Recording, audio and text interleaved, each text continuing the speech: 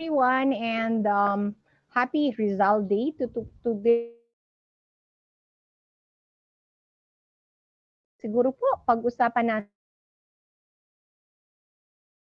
is kung bakit po bawal and mapanganib ang mga firecrackers or paputok po ngayong New Year's Eve at kung ano po ang nagbago sa mga firecrackers ngayon pong panahon ng pandemya.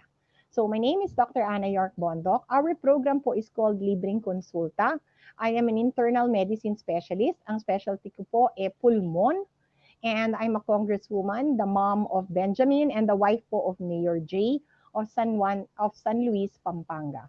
So let's go and discuss po this very important topic. And ano po ang nagbago ngayong panahon ng pandemya with regards to firecrackers, and why? Ano nga ba ang mga mapanganib? Kasi sometimes we don't know. And discuss po natin yung changes po ng firecrackers and New Year ngayong pandemya and how we can stay safe po. Okay? So our topic is firecrackers. Bakit sila bawal at bakit sila mapanganib? So go na po. Okay, so our question that we receive is, Dear Doktora, napaka-boring po ng New Year's Eve ngayon pong panahon ng pandemya. And parang wala na hong katuwaan kung hindi na lang po magpaputok sa bahay. But sinabi ko po sa mister ko that it's quite dangerous.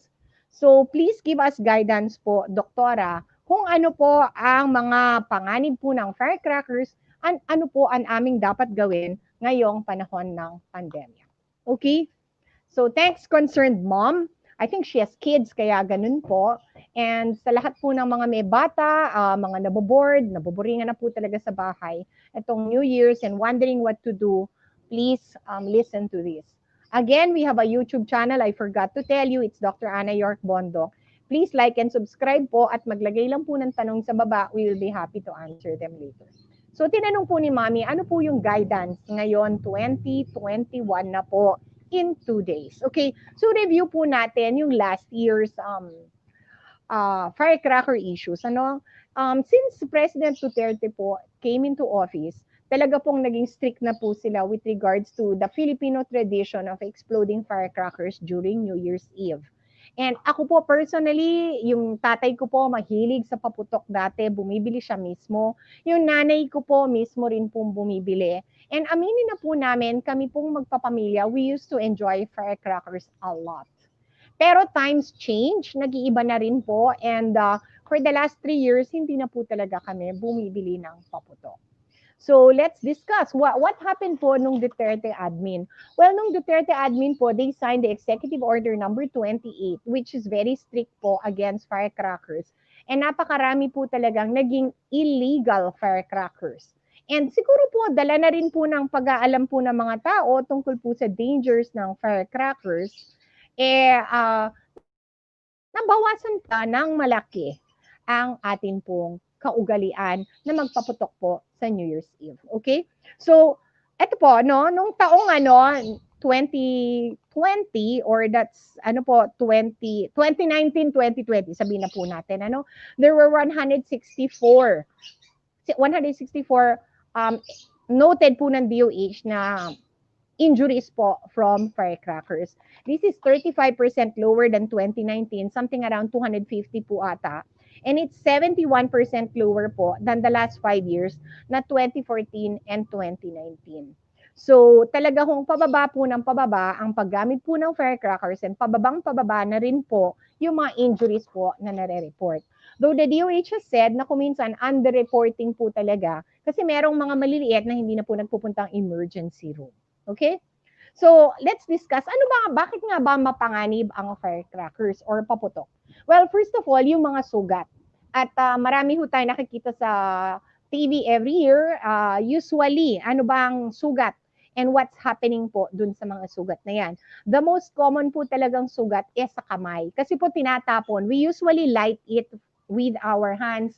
And dun po, or we hold it, at dun po talaga nagkakaproblema. And ano ba ang problem talaga dito? mahirap po talaga because this is a combination of two wounds. Ako po, I worked in the ER of PGH. Duty pa ho ako ng December 31. Talagang grabe po. There are two kinds of wounds po sa firecrackers. Ano, nagsasabay po sila. And this is the burns kasi po may sunog talagang mangyayari. And then the blast kasi explosion po siya talaga. Okay? And this is very sad. 35% of all fireworks, most po are due to accidents. Talagang human error. Hindi nabitawan, hindi natapon, or nakahawak po, nakainom, may kasamang sigarilyo. Just the combination po of that is bad. But, eto po 35% of all fireworks are the results po of the device failing. Yung firework mismo pumalpak and caused an injury. And because our fireworks industry is not very well regulated po by the government, marami pong maliliit na manufacturers, sometimes the quality standards is not so good. And that's why there are a combination po of two accidents that will occur, the human error po, at saka po yung mismong device o yung mismong firecracker is not a safe firecracker at posible po talagang maka-harm po o mapanganib po talaga sa tao. Most of the ones who are injured are male. Siguro po talagang sa amin po, no, aminin po namin kahit yung nanay ko mahilig sa firecrackers, yung talagang naglalight po dun dati, yung tatay ko po, tsaka yung kapatid ko. So talagang lalaki po talaga ang usually may hawak ng firecrackers. And as a consequence, sila po talaga ang napuputukan. Okay? And this is also very, very sad. Marami po akong nakita dati when I was working in the ER and lots of my friends were surgeons. Marami pong nasasaktan. Almost one half are kids. The ages po is mga 10 years old, ganun po, teenagers, and children po na naglalaro and who were not supervised, nakakuha ng kandila, nakakita ng ano po, triangulo, pagsama nyo po yon, it's just really bad. Okay? So as I mentioned po, kamay po talaga. Kamay, it's your hand. Ito po, no? And ang pinakamasakit po talaga, usually sa firecrackers, ang nasasaktan po talaga is the dominant hand. Kasi po, yun ang ginagamit po na, or the hand that you use for writing. So kung talagang you're right-handed, na-injure po si right hand, mabigat. So you cannot write, you cannot paint, ang dami po. You have to relearn with the other hand. So usually yun po yung hinahawakan natin ng firecracker, then we throw it So yun po yung nangyayari. So the hand. Pero aside from the hand po, meron pong neck, arms, and yung mga mata po are quite common kasi as I said, there is an explosion. So pag explode po, yung particles po ng firecrackers na parang bomba po yan it goes in all directions and tinatamaan din po yung mata, normally our cornea. So yun po yun, in medical terms, is called foreign body.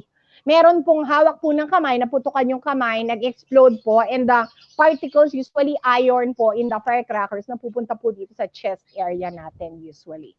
Okay? So ano bang nagiging injury po ng kamay? Usually po, fractures and burns. And eto po, bakit masama po yung burn at saka blast? Eto po, pag-isipan nyo po, there are two, burn na lang, masama na, okay? Lagyan mo pa ng blast, talagang, ang blast po, it's a violent explosion. So talaga pong mamamanggal. Ano bang mamamanggal? Malalamog yung kamay mo. Malalamog po talaga yung kamay nyo. I've seen flying fingers. Ganun po kagrabe. And nababali po. So sobrang lakas po ng blast. Nababali po yung mga buto po ng inyong kamay. Okay? So, aside from that po, for example po, sinaksak kayo sa kabayan, isang lalo na ice pick lang po, malinis ang pasok, malinis ang labas How to explain malinis? Pumutol ka ng karne, 'di ba? Ganon. Kung explode mo sa karne, pieces siya. Okay, pieces siya. So ang hirap po talaga kasi the ends of the wound talagang siya, mawawarat siya, and then you have to clean out the dead portions kasi magkakaroon po siya ng dead portions. So tatanggalin pa lahat yon. Sometimes the wound is so big we cannot stitch it together. Samantalang kung sinaksak kayo, we can stitch the wound Titingnan lang po natin yung internal injuries, kung ano po yung naputol, ganun po. Aayusin, and then we can stitch the wound close kasi malinis. The edges are actually clean. Ngayon po, sa firecrackers, talagang lamog po talaga yung laman nyo. And there will be a time na they won't be able to stitch it closed and kailangan po it will heal naturally. super tagal po talaga yon. And magkakaroon, balik-balik po kayo sa OR kasi lilinis-linisin po yung mga dead tissues. So the healing po of a firecracker injury is actually quite slow kasi may burns involved and then yun nga, nalamog yung inyong kamay. So yun po yun. Another healing na hindi ko po nabanggit, blast injury po can also cause, aside from the foreign body na puputok po dito towards your face usually, meron din pong blast injury. Yung parang yung nabibingi. Have you ever felt po na may nag-explode na firecracker sa tabi nyo, tapos nabingi kayo ng tenga nyo? That happened to me po kasi one time it was after New Year's po. I think I was about 14 years old or whatever. Naglakad po ako and I dropped a stone by mistake. It landed on a triangulo in front of me. Thank God po nakapantalon ako. Yung feet ko po hindi naman nasaktan. Pero ang lakas po talaga na nasa tabi ko talaga si triangulo. Parang I couldn't hear po for almost the whole night until the next morning. And dun lang ho bumalik yung hearing ko. So that can actually be a problem po, yung blast injury. Another thing that I wanted to discuss, yung ano po one of the things that's a big no-no po talaga, no? Yung mga iba po talaga, they light the firecrackers, hindi na po nila hawak. Inaano na lang ho ng kandila, so malayo po sila dun sa firecrackers. That's also possible. But yung sinasabi po nilang, yung injury po na resulting from the device, okay? Naka-experience na ho ba kayo ng hindi pumutok? Okay, yan ang number one na super turo nyo po sa mga anak nyo. Well, better wag kayo mag-light ng firecracker, But still teach the kids kasi meron gagawin ng mga bata. Biglang namamatay yung mitya, tapos pupuntahan nyo po, ilalapit nyo yung mukha nyo, ba't hindi pumutok? Then bigla hong puputok. Mukha nyo ho yung kaharap doon, and that's really what happens to kids. So please teach your children, kung sakali pong hindi pumutok yung mitya, wag pong lapitan, kasi baka ho biglang pumutok. Okay? And that is what we call po, yung case po ng device failure, or pumalpak po yung firecracker na putokan kayo. Another thing that happened to us po talaga was yung baby rockets. Supposed to be shoot sa sky. Sometimes, again, they are not properly made. Bigla hong nag-shoot towards paloob po ng gate namin. Mabuti na lang po walang tinamaan. Pag kayo po ay tinamaan ng baby rocket, it's just terrible. There will be a blast injury po kung saan kayo tinamaan. So, yun po yung mga nangyayari po. The direct blast injury. Okay? So, second na gusto kong pag-usapan about the firecrackers po is what to do, first aid po ng mga firecrackers kung sakali pong maputukan kayo. And one of the things that people always say, kahit gaano po kaliit yung sugat, basta galing po sa paputok, you need to go to the ER. Okay? Yun ho ang ikaklaro ko because of the disease called tetanus o natetano. Okay? So ano gagawin? Let's say may naputukan, maliit lang. Okay? Or even medium. Number one po, running water. Kung hindi po dumudugo or kahit slight lang yung dugo, hugasan po kaagad to get out the dirt. Kung kaya nyo pong sabunin nyo, betadine nyo, basta clean the wound. Okay? Running water po, i-running water. Kung dumudugo, you can press po hanggang tumigil po yung dugo. And then, running water, isabon po or i-betadine. Okay?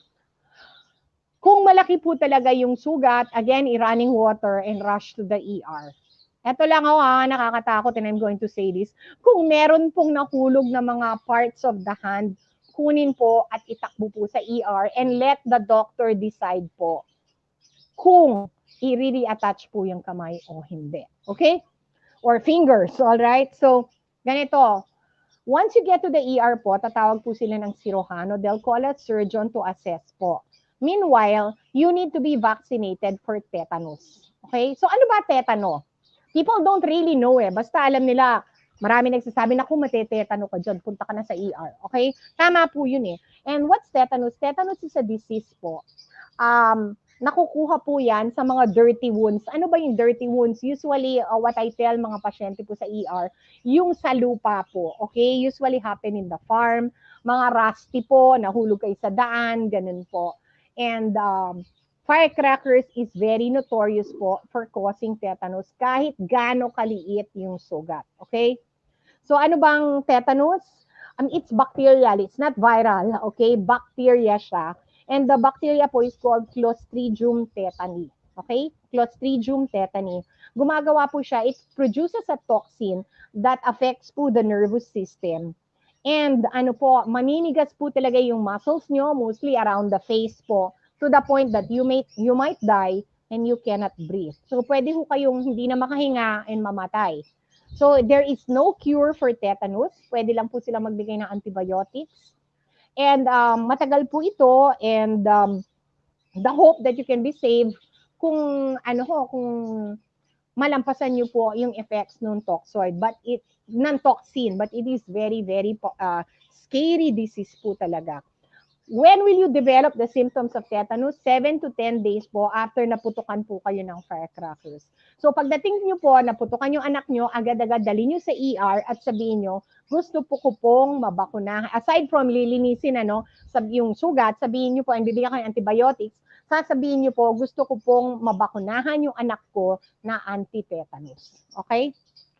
And kailangan po ito, this is one of the most important things that you should do pag kayo po ay naputukan. So ano po ang ibibigay nila for the anti-tetanus? Okay, there are two turoks po, dalawang turok na ibibigay po, no? The first is the tetanus anti-serum. Ito po yung antibodies against the tetanus toxin. Kasi po, there will be two The first is the antibody. So yung antibody yun yung immediate protection po ng katawan. So may antibody ka na, yung antibody yun naawain po yung tetanus toxin na ma-form and you will be protected from tetanus toxin effects. Okay? And then the second po na ituturok, so there will be two turoks, is the toxoid. Ano po,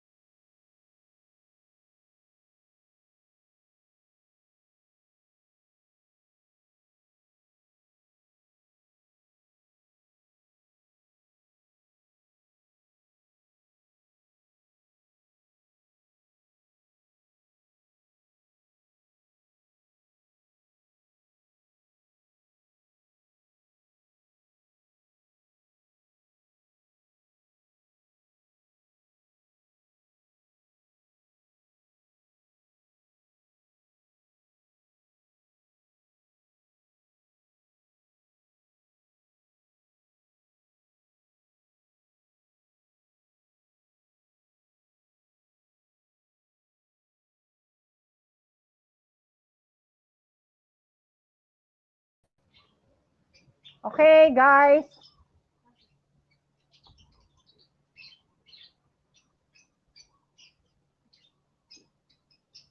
Go. Hi. Hi everyone. Sorry na putol po yung aming internet, but that's what happens when you live in the province.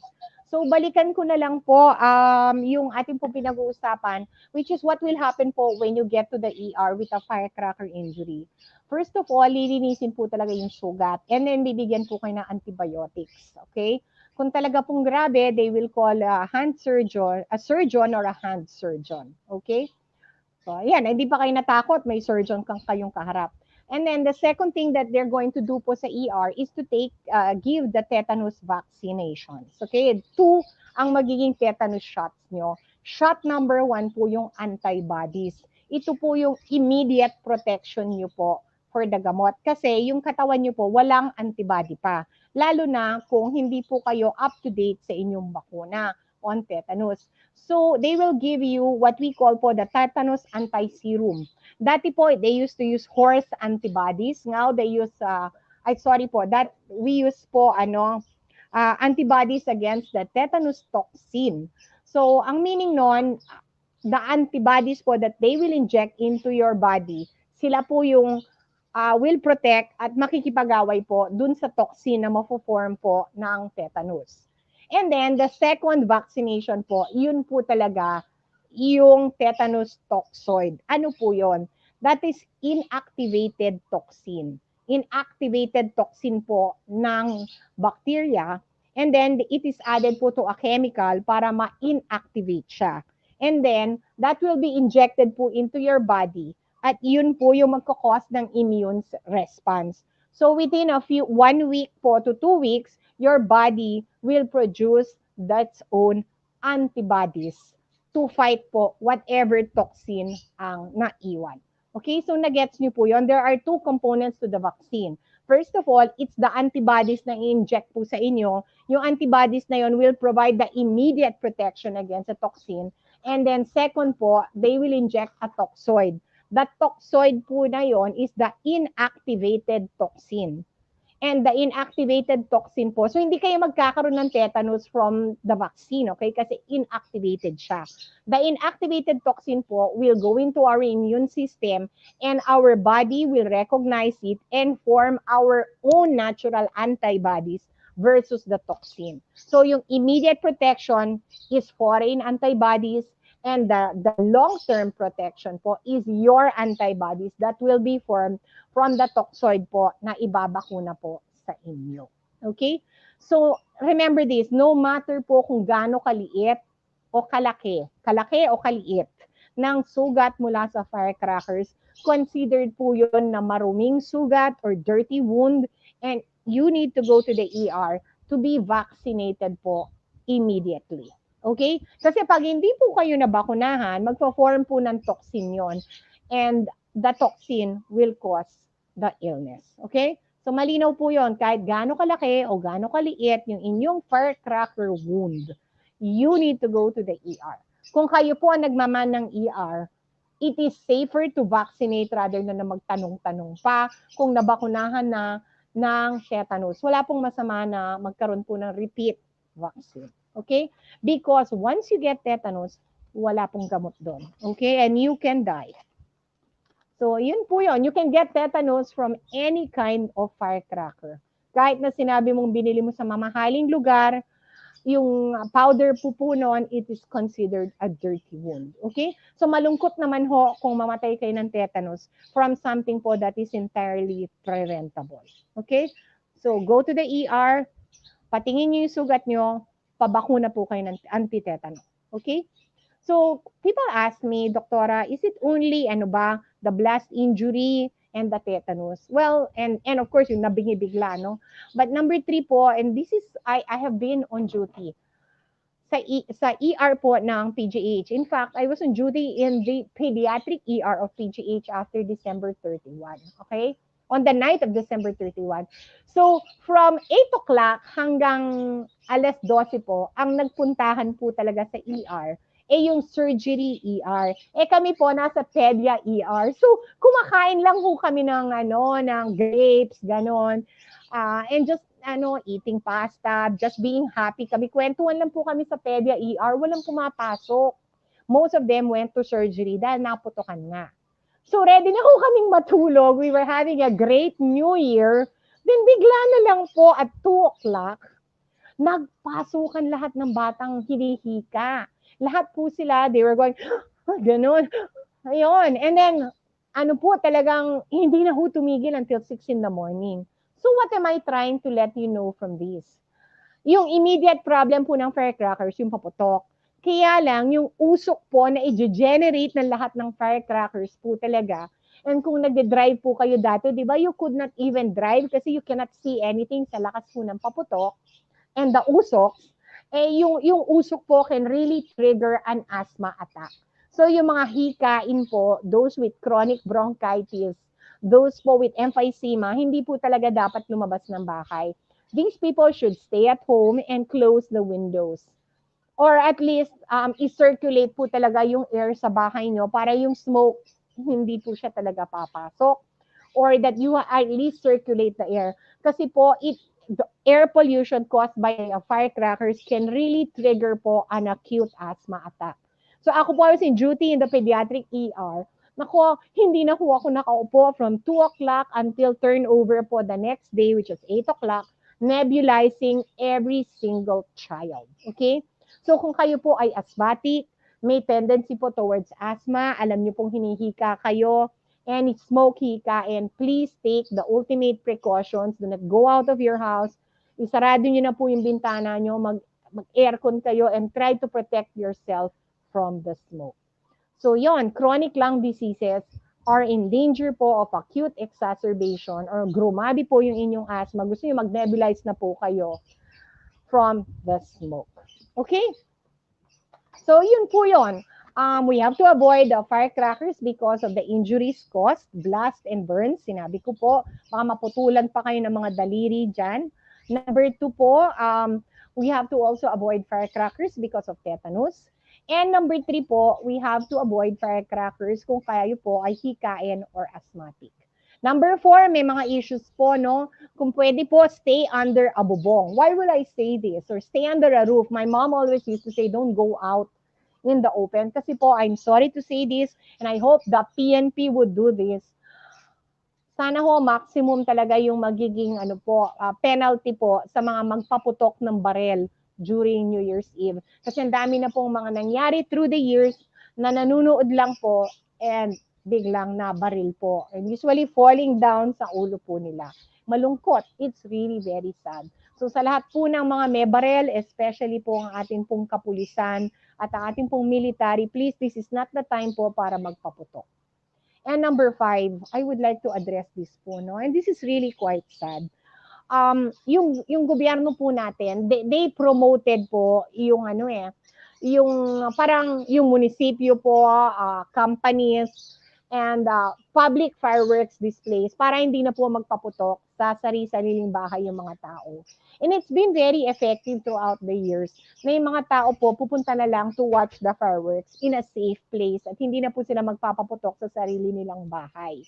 Kaya lang po, this year, the President has already declared na, at saka po yung IATF, ayaw po nila ng public displays kasi po natatakot po sila sa gatherings po ng maraming tao. So I agree po talaga na this year, malungkot. Hindi na nga tayo makapagpaputok sa bahay. And it's really good naman na hindi. Pero yung inaasahan po natin na public fireworks displays are not allowed this year. The only ones po na makakapag-display are those who got the permit before December 16. Kasi po, December 16, sinabi na po ng Pangulo na bawal na po yung mga firecrackers. So what should you do this New Year's Eve? I would suggest you just get together po quietly and safely with families.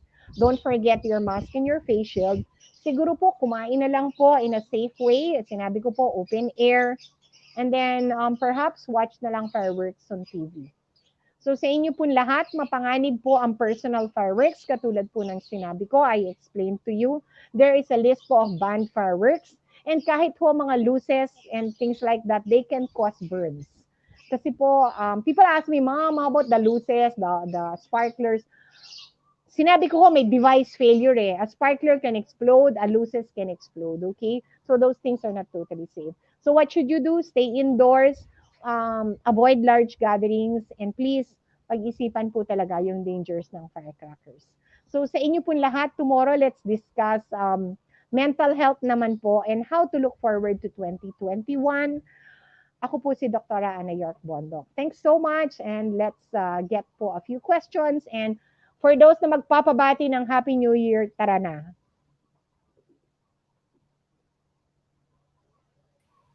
From Miss Aloha Big Bear Hug. Hello po, Doktora. Ang cute naman ang pangalan. Big Bear Hug, it's really sweet. Happy New Year, Mama Aloha. Pa-shoutout naman po. Is that Aloha who was asking for the shout Yes out? po. Happy New Year, Aloha to you and your family.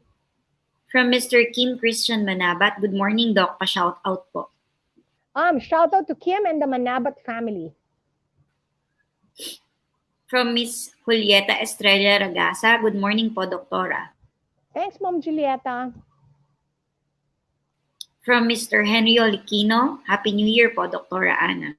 Sir Henry, I hope you are safe. Ingat po. From Miss Debbie M. David. Happy New Year po, Doc. Debbie, ikaw rin, and to your family. From Miss Laida Mata Puno. Happy Wednesday morning po, Doktora. Hi, Ma'am Lida. Yes, it is a Wednesday. Reyna, tanong ko sa iyo, did you have a chance to work or go into an ER na may nabakunahan ka ba na anti-tetano? Yes! Sa PGH also. Ay, And nako. hospital ng Maynila. Oo. And hospital ng? Maynila. Okay. We were assigned. So, diba, usually talaga sa mga ganyan, puntahan talaga dyan is government eh. Talagang kanan at kaliwa yung bakuna natin ng anti-tetano.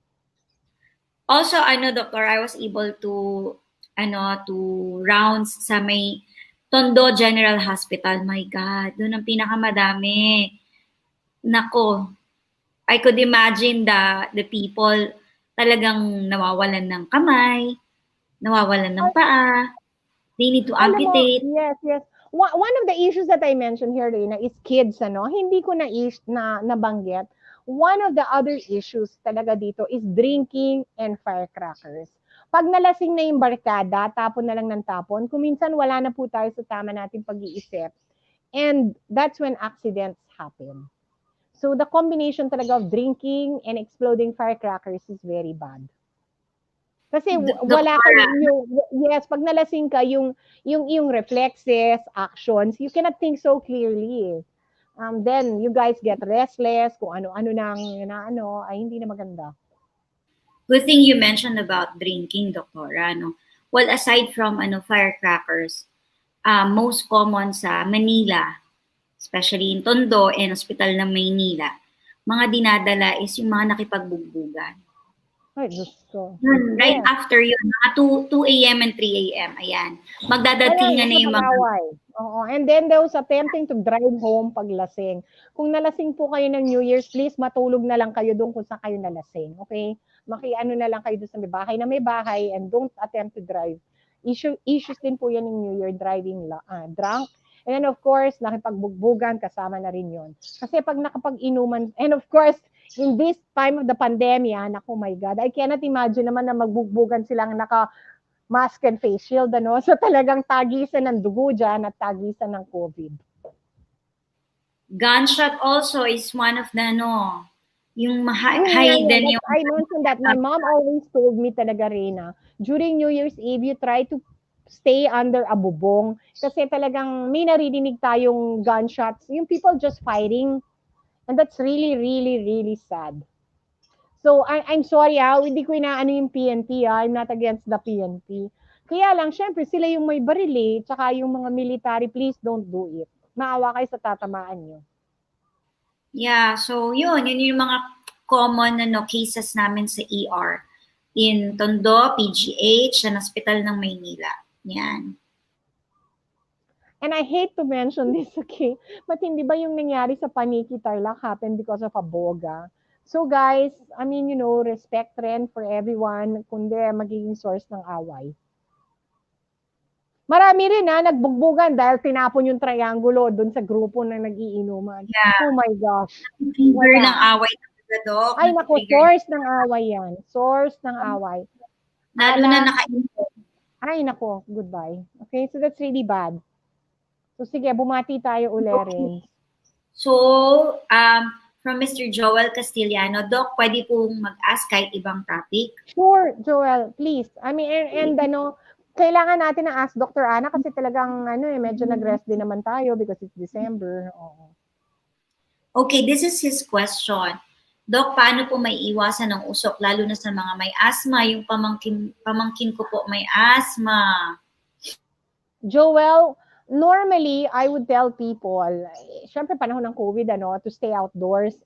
Pero for those with asthma talaga, stay indoors muna na lang and try to keep out the smoke. Kung nasa outdoors na lang kayo, try to put an electric fan para ma-blow out po yung smoke. Okay? Pero talagang, those with asthma, avoid. Talagang try to stay indoors and close the windows. This is the only time that I will tell you to close the windows. My best friend, syempre, I cannot tell this naman to everyone, pero my best friend used to stay in a hotel para talagang sarado daw. Yun lang. This is also our problem kasi family namin, Doc, may asthma. So, yeah. Try to stay in your place. Kung pwede nyong isarado indoors yung bintana. Of course, panahon ng COVID, dapat hindi. But just for this day lang. Okay, so, ayan. Kayo, ipagana nyo ng todo. From Miss Clara Santos Ortega, good morning po, Dr. Ana, and Happy New Year. Ma'am Clara, how are you? Happy New Year po. From Mr. Maynardo Guarin Lansangan, Doc, Ana, mapanamua po kupo magpaputok bawal ka ring musicians. Actually, yes. You know what? Ito lang people who's of course, I cannot suggest to have fireworks for anyone, but people who make a living from their hands, like painters, like surgeons, like musicians, like pianists, double hindi dapat. Kasi, yun. Tama po yan. Musicians, surgeons, painters are not advised talaga to hold firecrackers in any shape or form. Kasi po doon kayo naghahanap buhay eh. But again, that applies to everyone na rin.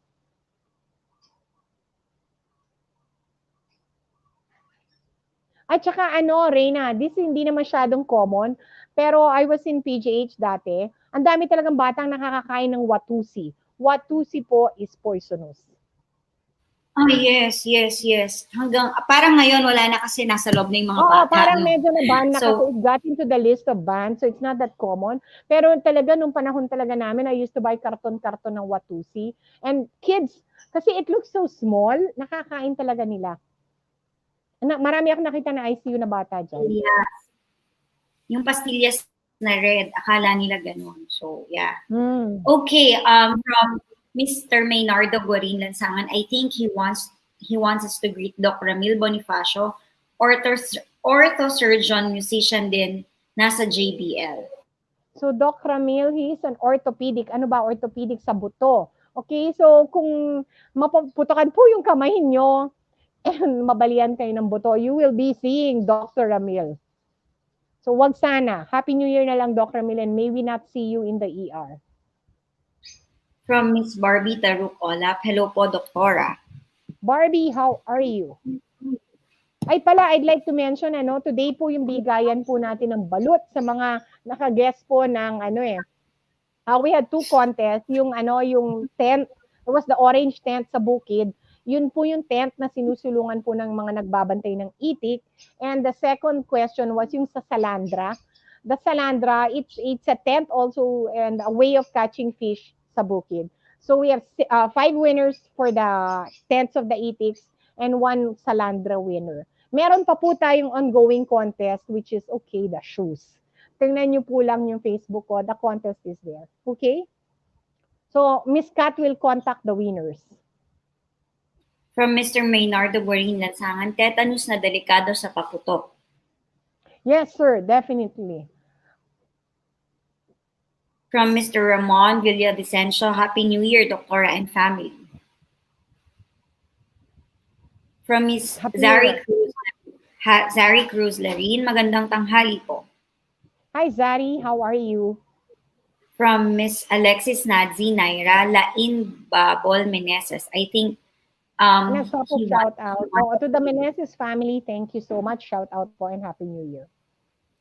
From Mr. Alvin Samson Navarro, Happy New Year, Doctora. Hi, Sir Alvin. How are you? Empleyado ko po yan. A very nice person. From Miss Beth Taruk, good day po. Happy New Year. Beth, Happy New Year. Keep safe. From Mr. Maynardo Guarin Lansangan, enjoy a virtual New Year 2021 po, Doctora and Dr. Sago. Actually, I like this. Reyna, what do you think of yung bati ni Sir? Maganda. Actually, Doc, kami ang plano na lang talaga namin is, well, we go talaga to Laguna, dun sa bahay, dun sa Laguna. And then, dun kami nag-celebrate ng New Year. Also, pag uwi ng bahay, dun nanonood kami ng mga New Year's countdown. Yung talagang naging tradition namin. Oo, malamang ganun na tayo. Oo. Alright, so, from Mr. Junem to Dino. Ang ganda talaga ng comment niya. Enjoy a virtual New Year. Ang ganda eh. I could think that's the best way ngayon. Enjoy a virtual New Year. Yeah. Ako naman, Doc, I'm praying and hoping na sana ang mga LGUs natin would have their own parang fireworks show, and then uso naman na ang Facebook Live. So most probably, and may mga Facebook naman na ang mga municipalities natin, ano. So baka maganda na i-Facebook Live na lang nila yung mga fireworks show. Well, sa mga hindi yes, actually, sana nga. Yes, that's actually okay, but President already banned fireworks displays of LGUs kasi sometimes, even if you tell them Facebook Live lang, kung wala ka talagang magawa and you're so bored with the pandemic, lalabas ka talaga ng bahay mo at pupunta ka dun eh. So they are really stopping. Talagang kasi ayaw na nila ng mass gathering, period. Ayaw na nila ng mass gathering. Oh my God. So welcome 2021. Ano kaya ang mangyayari? Last one. This is from Mr. June M. Oh, yeah. Mr. June M. Todino. Good afternoon po. June. How are you? Opo. Magandang hapon. So that's all that we have for today, Doctora. Okay. So guys, see you tomorrow. We'll have another broadcast at 10 o'clock. And siguro po, let's facing 2021 with hope. Ano po? Okay, take care.